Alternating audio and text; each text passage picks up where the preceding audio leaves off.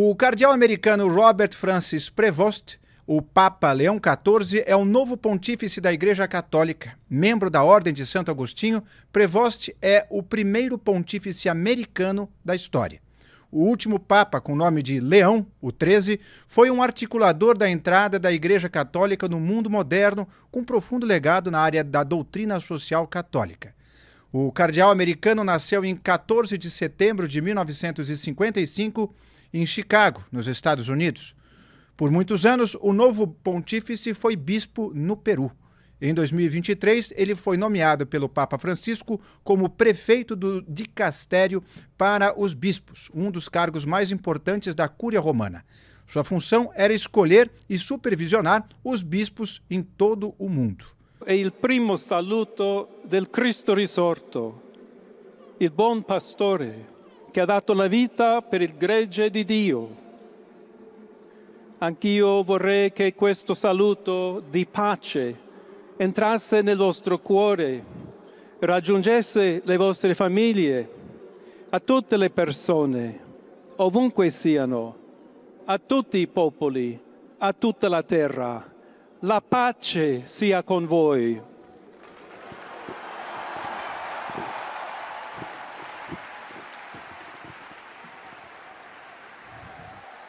Questa è la pace di Cristo risorto, una pace disarmata e una pace disarmante, umile e perseverante. Proviene da Dio, Dio che ci ama a tutti incondizionalmente. Ancora conserviamo nei nostri orecchi quella voce debole ma sempre coraggiosa di Papa Francesco che benediva a Roma.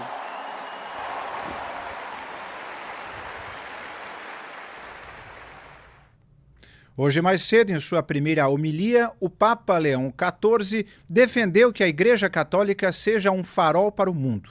Vamos ler um trecho da homilia papal. E Deus, de modo particular, chamando-me através do vosso voto a suceder ao primeiro dos apóstolos, confia-me este tesouro para que, com sua ajuda, eu seja seu fiel administrador em benefício de todo o corpo místico da Igreja, para que ela seja cada vez mais cidade colocada sobre o monte Arca de Salvação que navega sobre as ondas da história, farol que ilumina as noites do mundo. E ele segue. E isto não tanto pela magnificência das suas estruturas ou pela grandiosidade dos seus edifícios, como estes monumentos em que nos encontramos, mas pela santidade dos seus membros, do povo que Deus adquiriu, a fim de proclamar as maravilhas daquele que o chamou das trevas para a sua luz admirável. E já vamos começar o debate com os nossos convidados aqui presentes. Duda Teixeira, Wilson Lima, muito boa tarde a todos. E eu já começo a pergunta por você, Wilson. O que é que você achou dessas primeiras manifestações, as primeiras falas do Papa Leão XIV?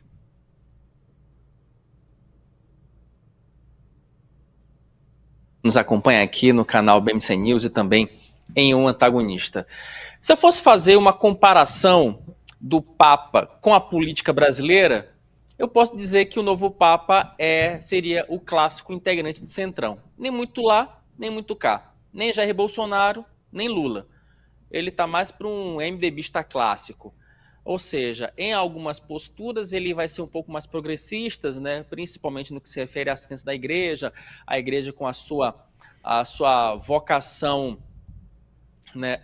A sua vocação assistencialista. E na pauta de costumes, o novo Papa também tem vários indicativos de que ele vai manter a doutrina católica, principalmente algumas agendas que são reivindicadas pela agenda woke, né, como a inclusão, por exemplo, do casamento da comunidade LGBTQIA+. Então, assim, num primeiro momento, o novo Papa tem essa postura que não é muito progressista, mas também não é muito conservador. Eu acho que ele vem realmente no momento, o Inácio, e a igreja deu esses indicativos ontem, de que a igreja realmente quer paz, quer união, quer unir os opostos. Eu acho que essa, para mim, foi a primeira grande mensagem, e nessa homilia papal de hoje, madrugada aqui no Brasil, né, manhã lá em Roma, ele já deu realmente esse recado claro de que realmente quer se transformar num farol, né, que a igreja precisa se transformar num farol para a sociedade.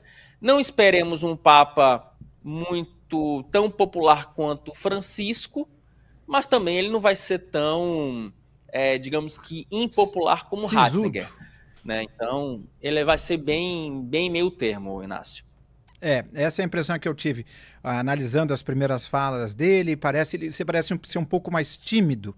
Ele parece ser uma pessoa bastante simples, né? Até pela história de vida dele em relação a onde ele era missionário. Enfim, ele estava sempre em contato com paróquias um pouco mais simples. Então ele tem esse trânsito que talvez aproxime do Francisco, com paróquias mais humildes. Mas algumas falas dele ao longo dos últimos anos nos dão a entender que realmente ele não é tão, digamos assim, próximo ao Francisco, embora não possa ser considerado talvez um conservador, linha dura. Por exemplo, ele disse em 2012, ele teria dito que ele teria feito algumas declarações não tão favoráveis à comunidade LGBTQ+, dizendo, por exemplo, que não era interessante as pessoas que escolhiam viver sob o estilo de vida gay, por exemplo, como se fosse um estilo de vida, como se fosse chegar hoje eu vou com a roupa azul e outra com a amarela.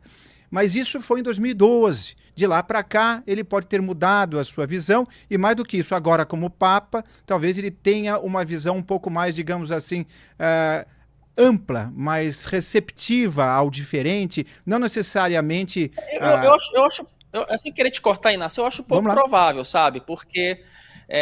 assim, desculpa, porque como não, mas eu estou trazendo para o debate mesmo.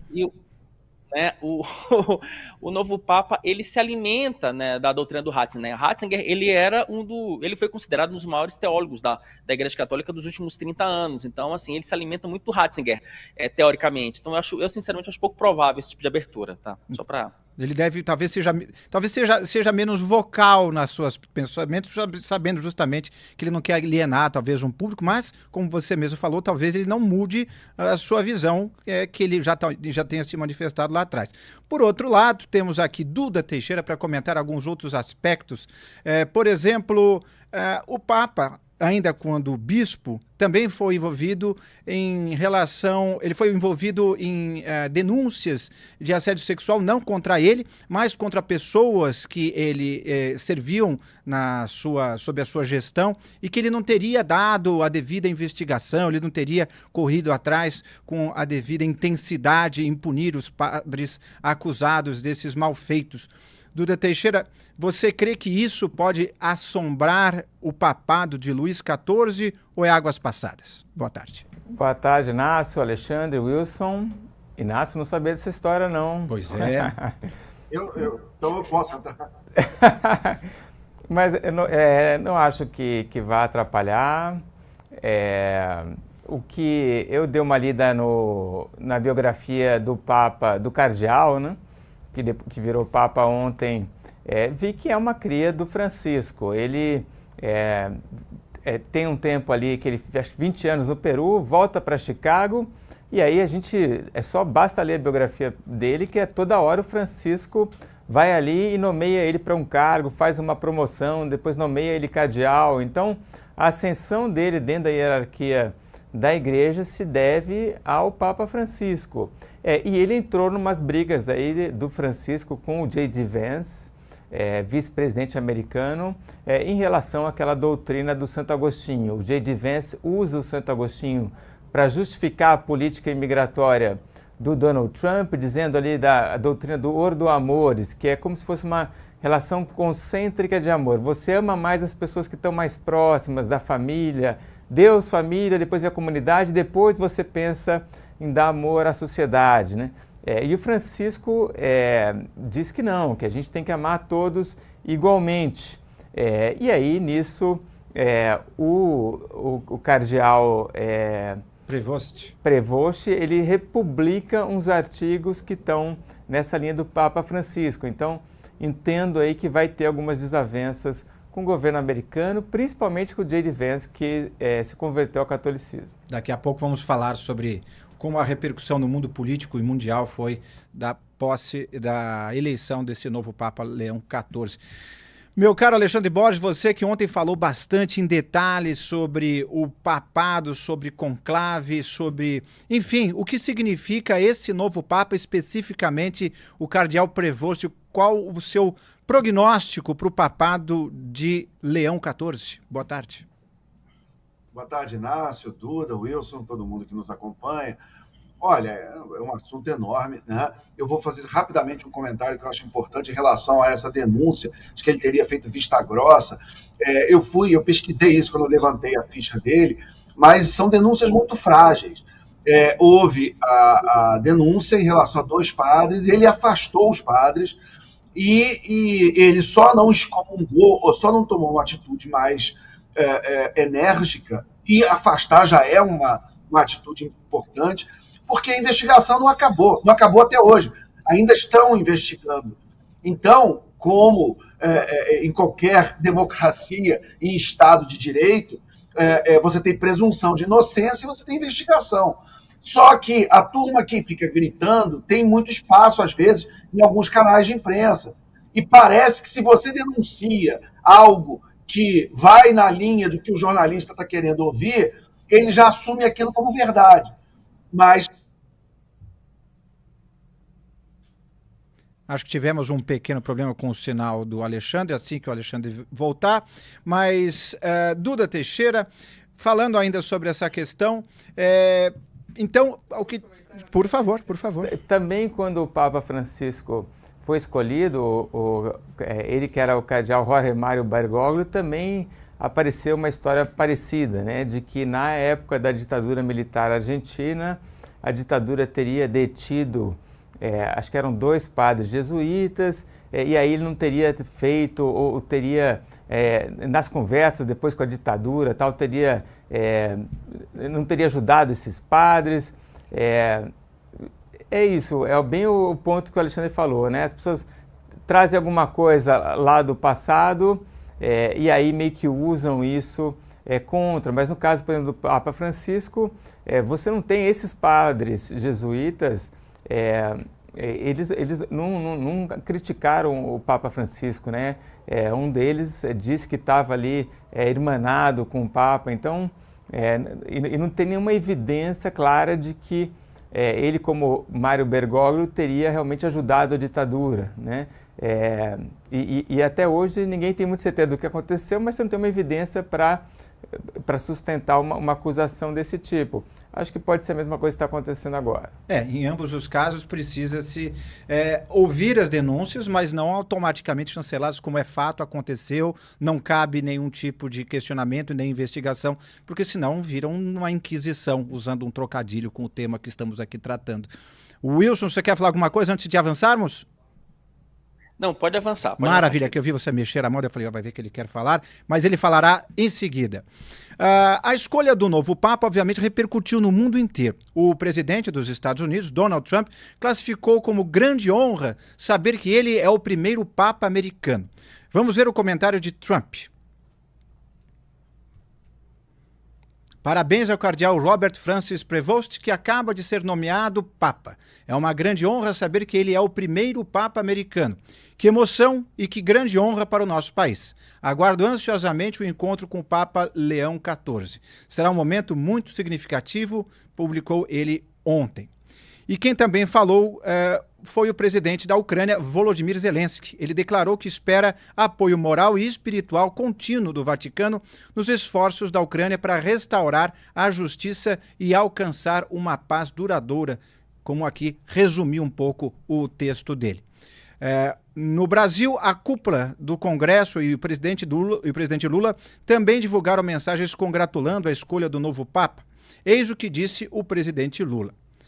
Quero cumprimentar o cardeal norte-americano Robert Prevost, escolhido hoje para comandar o destino da Igreja Católica com o nome de Leão XIV. Desejo que ele dê continuidade ao legado do Papa Francisco, que teve como principais virtudes, a busca incessante pela paz e pela justiça social e defesa do meio ambiente, diálogo com os novos povos e todas as religiões e o respeito à diversidade dos seres humanos. Não precisamos de guerras, ódio e intolerância. Precisamos de mais solidariedade e mais humanismo. Precisamos de amor ao próximo, que é a base dos ensinamentos de Cristo. Que o Papa Leão XIV nos abençoe e nos inspire na busca permanente pela construção de um mundo melhor e mais justo. Disse Lula, não precisamos de guerras. Ele que estava hoje na parada militar do dia da vitória em Moscou, na Rússia, país que está invadindo e continua invadindo a Ucrânia. Pois é. E aqui também no Congresso Nacional nós tivemos o presidente da Câmara, Hugo Mota, também o senador Davi Alcolumbre, publicando mensagens em alusão ao novo Papa. Hugo Mota diz: Habemus Papam, Papa Leão XIV é revelado ao mundo com a missão de ampliar a conciliação e continuar o legado de Francisco, marcado pela tolerância, diálogo e pacificação. Todos nós, seguidores da fé cristã, desejamos muita sabedoria, fé e energia ao novo pontífice. Davi Alcolumbre também diz que recebemos com alegria e respeito a eleição do Papa Robert Prevost Leão XIV, perdão. Que sua chegada ao pontificado seja luz para os fiéis, força para os que têm fé e esperança para todos que acreditem em um mundo mais justo, fraterno e solidário.